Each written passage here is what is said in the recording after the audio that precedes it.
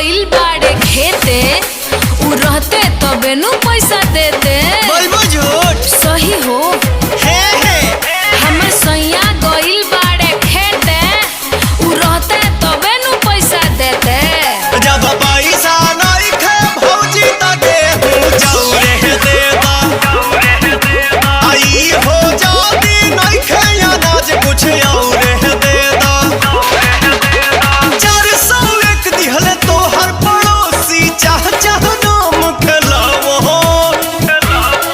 दुर्गा पूजा के चंदा दे दो ये भौजी 251।